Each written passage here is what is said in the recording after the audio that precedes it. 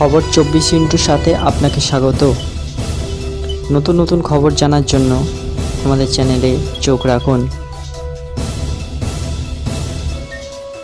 নমস্কার দর্শক বন্ধুরা, খবর 24 সাথে আপনাকে স্বাগত। ইন্ডিয়ান প্রিমিয়ার লিগের পয়েন্ট টেবিলের শীর্ষস্থান অক্ষত রাজস্থান রয়্যালসের। এই মরশুমে তারা একটি মাত্র ম্যাচ হেরেছে।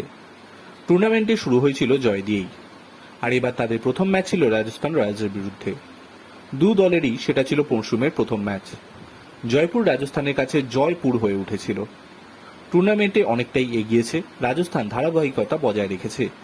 লখনৌ সেই অর্থে ধারাবাহিক না হলেও গত দুটো ম্যাচে দুর্দান্ত পারফর্ম করেছে। মরশুমের প্রথম ম্যাচে রাজস্থানের বিরুদ্ধে হারের পর ঘরের মাঠে জয় ফিরেছিল লখনৌ সুপার জায়ান্টস। সেই ম্যাচে বড় চমক অপেক্ষা করেছিল ভারতীয় ক্রিকেট প্রেমিকের জন্য।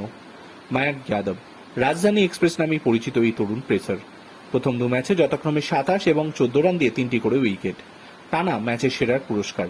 যদিও তৃতীয় ম্যাচেই হতাশা, মাত্র 1 ওভার বোলিং করেই মাঠ ছেড়েছিলেন মায়াঙ্ক। আর সেই এক্সপ্রেস গতির পেসারের প্রত্যাবর্তন হতে পারে। গত দু ম্যাচেই জিতেছে লখনৌ সুপার জায়ান্টস। ঘরের মাঠে চেন্নাই সুপার কিংসে হারানোর পর একই টিমের বিরুদ্ধে অ্যাওয়ে ম্যাচে রুদ্ধশ্বাস জয়। চিপকে ব্যাটিং অর্ডারে প্রমোশন দেওয়া হয়েছিল মার্কাস স্টোনেসকে। অবিশ্বাস্য ইনিংসে লখনৌ সুপার জায়ান্টসকে কার্যত একার হাতেই জিতিয়েছিলেন স্টোনেস। ঘরের মাঠে স্টোনেসকে একই রূপে দেখা গেলে লখনৌ শিবির অপেক্ষায় রয়েছে মায়াঙ্কের প্রত্যাবর্তনের।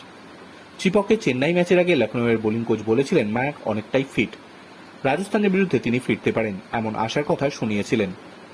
রাজস্থান ম্যাচের আগে লখনৌয়ের সহকারী কোচ শ্রীধরন শ্রীরাম জানিয়েছেন মায়াঙ্ক প্রস্তুত।